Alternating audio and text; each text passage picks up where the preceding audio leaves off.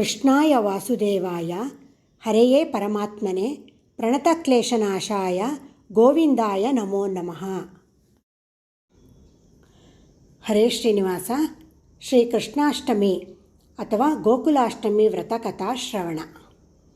ಶೌನಕಾದಿ ಮಹಾಮುನಿಗಳು ಸೂತಪುರಾಣಿಕರನ್ನು ನೋಡಿ, ಎಲೆ ಮುನಿಶ್ರೇಷ್ಠನೇ, ವ್ರತಗಳಲ್ಲಿ ಉತ್ತಮೋತ್ತಮವಾದ ಒಂದು ವ್ರತವನ್ನು ಅನುಗ್ರಹಿಸಬೇಕೆಂದು ಪ್ರಾರ್ಥಿಸಲು ಸೂತರು ಹೇಳುತ್ತಾರೆ. ಎಲೆ ಮುನಿಗಳಿರ ಕೇಳಿರಿ, ಯಾವ ಭಗವಂತನು ದುಷ್ಟರನ್ನು ಶಿಕ್ಷಿಸಿ ಸಜ್ಜನರನ್ನು ಪರಿಪಾಲಿಸುವುದಕ್ಕಾಗಿಯೋ, ಋಷಿಗಳಿಗೆಲ್ಲ ಕೊಟ್ಟ ಭಾಷೆಯನ್ನು ಸಲ್ಲಿಸುವುದಕ್ಕಾಗಿಯೋ ದ್ವಾಪರಯುಗದಲ್ಲಿ ಕೃಷ್ಣಾವತಾರವನ್ನು ತಾಳಿದನೋ, ಆತನ ಜನ್ಮದಿನವಾದ ಕೃಷ್ಣಾಷ್ಟಮಿಯು ವ್ರತಗಳಲ್ಲೆಲ್ಲ ಬಹಳ ಶ್ರೇಷ್ಠವಾದುದು. ಅದನ್ನು ಆಚರಿಸುವುದರಿಂದ ಎಲ್ಲರ ಇಷ್ಟಾರ್ಥಗಳೂ ಫಲಿಸುವುದೆಂದು ಹೇಳಲು ಋಷಿಗಳು, ಎಲೆ ಮಹಾನುಭಾವನೆ, ಆ ವ್ರತವಿಧಾನವನ್ನು ದಯವಿಟ್ಟು ತಿಳಿಸಬೇಕೆಂದು ಪ್ರಾರ್ಥಿಸಿದರು. ಶ್ರಾವಣ ಮಾಸದ ಅಷ್ಟಮಿ ದಿನ ಪ್ರಾತಃ ಕಾಲಕ್ಕೆ ಎದ್ದು ನಿತ್ಯ ವಿಧಿಗಳನ್ನು ಪೂರೈಸಿಕೊಂಡು ಕೃಷ್ಣಾಷ್ಟಮಿ ವ್ರತವನ್ನು ಮಾಡುವುದಾಗಿ ಸಂಕಲ್ಪಯುತನಾಗಿ ಜಯಂತಿಯನ್ನು ಮಾಡುವುದಾದಲ್ಲಿ ಅದನ್ನೂ ಮಾಡುವೆನೆಂದು ಸಂಕಲ್ಪಿಸಿ ಸಕಲ ಪಾಪಗಳನ್ನೂ ಪರಿಹಾರ ಮಾಡತಕ್ಕ ಶ್ರೀಕೃಷ್ಣನ ಉದ್ದೇಶದಿಂದ ಉಪವಾಸವನ್ನು ಮಾಡಬೇಕು. ಶಕ್ತಿ ಇಲ್ಲದವರು ಫಲಹಾರವನ್ನು ಮಾಡಬಹುದು.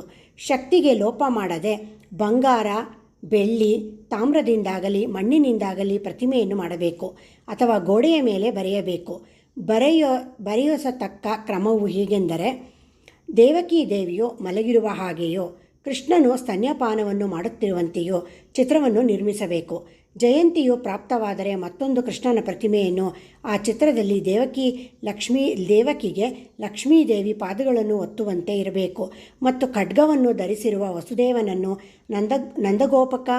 ನಂದಗೋಪಿಕಾ ಗೋಪಿಯರನ್ನು ಮತ್ತೊಂದು ಕಡೆ ಮಂಚದಲ್ಲಿ ಕನ್ಯೆಯೊಡನೆ ಯಶೋದೆ ಇರುವಂತೆಯೋ, ಇನ್ನೊಂದು ಪೀಠದಲ್ಲಿ ವಸುದೇವ, ದೇವಕಿ, ನಂದ, ಯಶೋದೆ, ಶ್ರೀಕೃಷ್ಣ, ಬಲರಾಮ, ಚಂಡಿಕೆಗಳ ಪ್ರತಿಮೆಗಳನ್ನು ಬರೆಯಿಸಬೇಕು.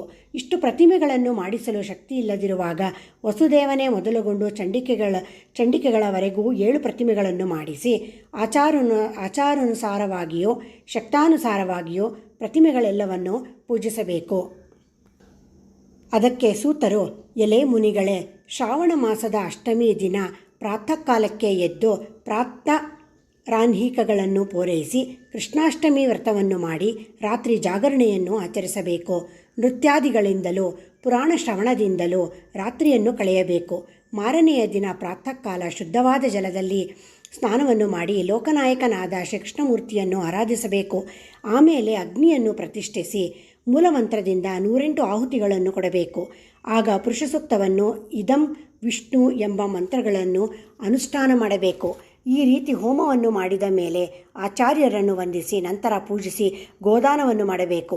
ಆ ಗೋವು ನೀಲವರ್ಣದ್ದಾಗಿಯೋ, ಒಳ್ಳೆಯ ಗುಣವುಳ್ಳದ್ದಾಗಿಯೋ, ಕರುವಿನಿಂದ ಕೂಡಿದುದಾಗಿಯೂ ಇರಬೇಕು ಮತ್ತು ಚಿನ್ನದ ಕೊಂಬು ಕೊಪ್ಪೆಗಳು, ಬೆಳ್ಳಿಯ ಗೊರಸುಗಳು, ಕಂಚಿನ ಕಾಲುಗಳು, ಕೆಂಪಾಗಿರುವ ಬಾಲದಿಂದಲೂ ತಾಮ್ರದ ನಡುವು, ಕಂಠದಲ್ಲಿ ಗಂಟೆಯೂ ಇರಬೇಕು. ಇಂತಹ ಹಸುವನ್ನು ವಸ್ತ್ರದಿಂದ ಅಲಂಕರಿಸಿ ಸದಕ್ಷಿಣೆಯಾಗಿ ದಾನ ಮಾಡಬೇಕು. ಮಜ್ಜಿಗೆಯಿಂದ ತುಂಬಿದ ಕಲಶಗಳನ್ನು ಬ್ರಾಹ್ಮಣರಿಗೆ ದಾನವಾಗಿ ಕೊಟ್ಟು ನಂತರ ತಾನು ಊಟವನ್ನು ಮಾಡಬೇಕು. ಈ ರೀತಿ ಉದ್ಯಾಪನೆಯನ್ನು ಮಾಡತಕ್ಕವರು ಇಹಲೋಕದಲ್ಲಿ ಅಷ್ಟೈಶ್ವರ್ಯಗಳನ್ನು ಅನುಭವಿಸಿ ಅಂತ್ಯದಲ್ಲಿ ವೈಕುಂಠ ಸೇರುವರೆಂದು ಶ್ರೀಕೃಷ್ಣ ಧರ್ಮರಾಯನಿಗೆ ಹೇಳಿದನೆಂದು ಸೂತಪುರಾಣಿಕರು ಶೌನಕಾದಿಗಳಿಗೆ ಹೇಳಿದರೆಂಬಲ್ಲಿಗೆ ಭವಿಷ್ಯೋತ್ತರ ಪುರಾಣದ ಕೃಷ್ಣ ಯುಧಿಷ್ಠರ ಸಂವಾದದಲ್ಲಿ ಶ್ರೀಕೃಷ್ಣ ಜಯಂತಿ ಉದ್ಯಾಪನೆ ಕಥೆಯು ಮುಗಿದುದು. ಸಂಪೂರ್ಣಂ. ಶ್ರೀಕೃಷ್ಣಾರ್ಪಣಮಸ್ತು. ಹರೇ ಶ್ರೀನಿವಾಸ. ಕೃಷ್ಣಾಯ ವಾಸುದೇವಾಯ ಹರೆಯೇ ಪರಮಾತ್ಮನೆ ಪ್ರಣತಕ್ಲೇಶನಾಶಾಯ ಗೋವಿಂದಾಯ ನಮೋ ನಮಃ.